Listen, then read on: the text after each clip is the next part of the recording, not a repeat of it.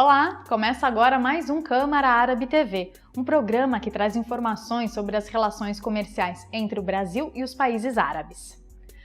A Câmara Árabe, em parceria com o jornal Valor Econômico, promoveu o seminário Perspectivas das Relações Econômicas entre o Brasil e os Países Árabes, que contou com a presença de diversos palestrantes interessados nas relações comerciais entre esses países. Este seminário, as perspectivas das relações econômicas entre o Brasil e os países árabes, é uma parceria entre o Valor Econômico e a Câmara Árabe Brasileira. Este seminário se encaixa à perfeição dentro desse objetivo do Valor Econômico de discutir temas importantes para o Brasil e para todas as comunidades que se relacionam com o Brasil. O Brasil é um global trader, né? É um comerciante global, o Brasil tem, e está ampliando muito essa relação com os países árabes por conta do investimento direto, que é feito reciprocamente nas duas direções, né? Isso é muito importante. Eu expliquei que hoje em dia o comércio, ele nasce do investimento direto, é fruto do investimento direto, né? Muito mais do que o investimento direto é fruto do comércio. Então o Brasil está, na verdade, estreitando as relações, que não são apenas os dados da balança comercial que explicam isso, mas o movimento de capitais de um país para outro. Isso está se intensificando. E mais que isso, o Brasil é um provedor importante de alimentos para os países árabes, né? E como disse o Luiz Carlos, né, os países árabes estão vindo para cá, né, estão investindo no agronegócio, porque isso faz parte da segurança alimentar deles. Então o Brasil é um global trader e é um exportador de commodities, é um exportador de manufaturados, vai se tornar um exportador de energia proximamente pela descoberta do pré-sal. Então são economias que, na verdade, podem, de fato, aumentar a sua inter-relação, eu diria, sobretudo, através do investimento recíproco. Eu acho que está chegando o momento de os países árabes investirem no Brasil na produção e nós investirmos nos países árabes na agregação de valor. Então, minha primeira sugestão é essa. Primeiro, investir nós lá e eles aqui. Mas investir na área industrial, não só na área financeira. Assim. E o segundo ponto é criarmos condições de o Brasil investir e ter marcas próprias. Quer dizer, essa estratégia de marketing é muito importante. E, finalmente, nós precisamos nos ocupar mais de logística. Logística quer dizer distribuição. Então, nós precisamos estar mais atentos a apoiar e investir em distribuição, quer dizer, logística e marketing.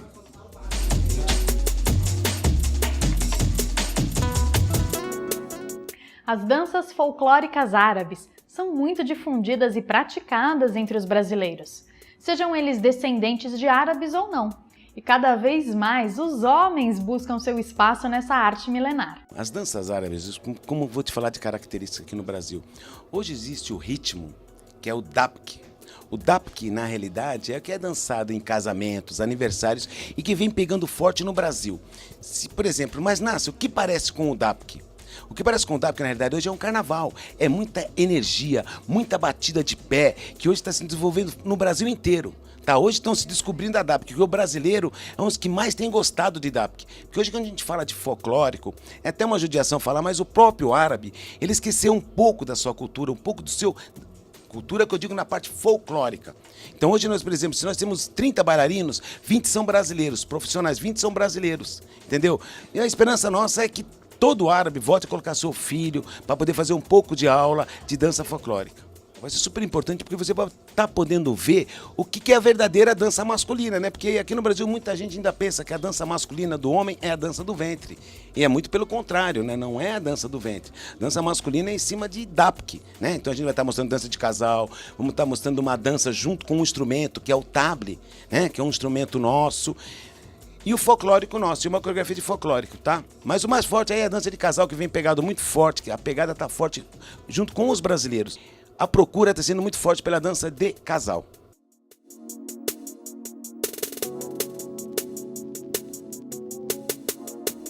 A Argélia é atualmente a quarta maior economia entre os países árabes, com um PIB estimado de mais de 270 bilhões de dólares.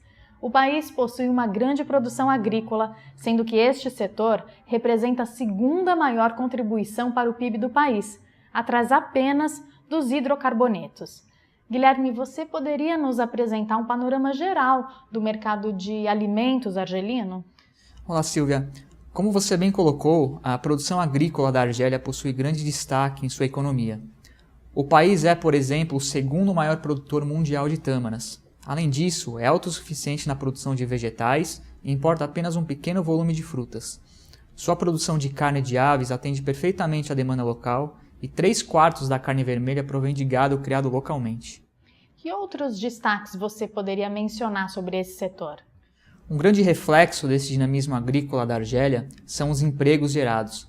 O setor emprega cerca de 25% da população total e o governo tem planos para investir cada vez mais na produção de alimentos, em isenções fiscais para o incentivo da agricultura e em outras políticas que apoiem a indústria nacional. Um fato curioso é que a Argélia é uma das mais antigas nações produtoras de vinho. No entanto, a produção argelina de vinhos é quase totalmente exportada, por conta do baixo consumo doméstico, dados os costumes locais. Você poderia falar um pouco mais sobre as relações comerciais entre Brasil e Argélia nesse setor? A Argélia já é um tradicional destino árabe das exportações brasileiras no setor de alimentos, estando posicionada como o 4º principal destino dentre os países árabes. Em 2011, o total de alimentos exportado pelo Brasil para este país foi de 1,42 bilhão de dólares, o que representou um aumento de mais de 80% em relação ao ano anterior. As importações brasileiras de alimentos provindas da Argélia ainda não são significativas, resumindo-se a um valor de 14 mil dólares em 2011. Existem produtos brasileiros já consolidados nessa relação e quais outras oportunidades existem no mercado argelino? Os açúcares respondem por mais de 50% do total exportado pelo Brasil em alimentos, seguido por trigo, milho, óleo de soja, carne bovina e café. Além disso, ainda há oportunidades para leite em pó e iogurtes e chás. Em relação às importações brasileiras, as tâmaras são o único produto importado da Argélia até o momento. Obrigada, Guilherme. Obrigado.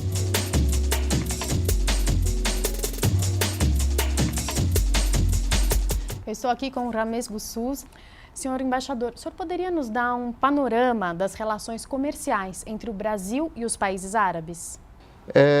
Thank you for giving me the opportunity to talk about Agradeço pela oportunidade de falar sobre as excelentes relações entre o Brasil e os países árabes.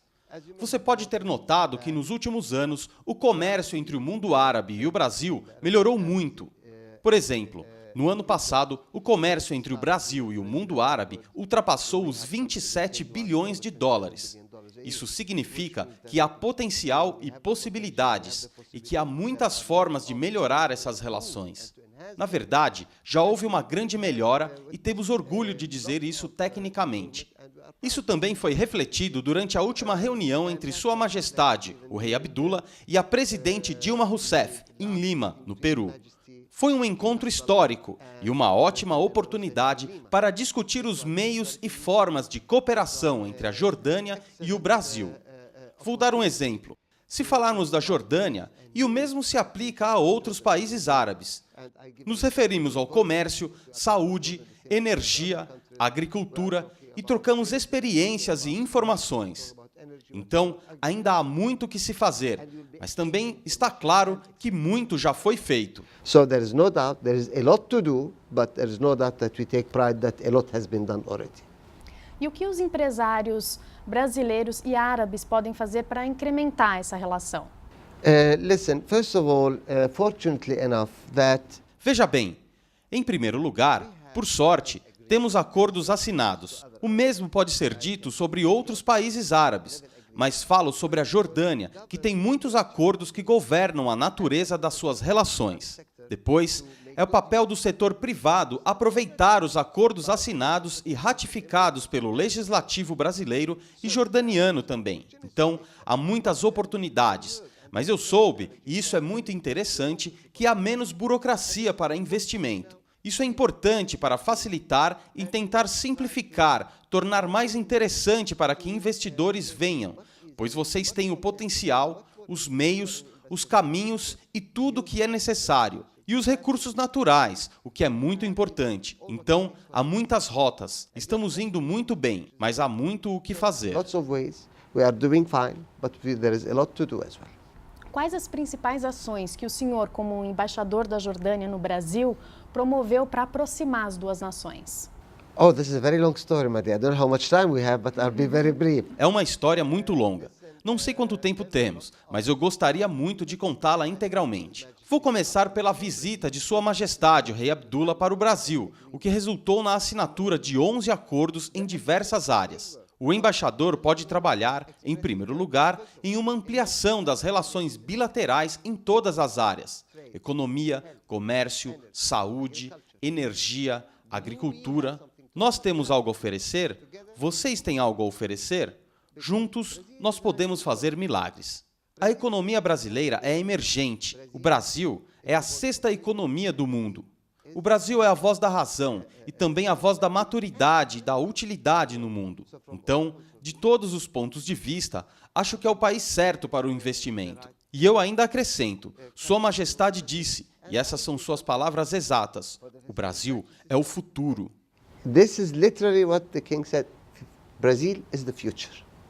O que o senhor espera sobre a relação do Brasil com os países árabes para os próximos anos? I am cautiously optimistic about the future because, any... Estou cautelosamente otimista em relação ao futuro, pois qualquer mudança, quer seja da Tunísia, Líbia, Iêmen, Egito, elas levam tempo. Passa-se por um período difícil e depois as coisas começam a melhorar. Creio que agora, depois de tudo já ter se passado, é claro que a Primavera Árabe pesou um pouco nos governos, mas agora que eles estão novamente nos trilhos, eu espero que todos cresçam e floresçam como uma rosa. I expect this definitely to boom and flourish like a rose. Muito obrigada pela sua entrevista. Obrigado.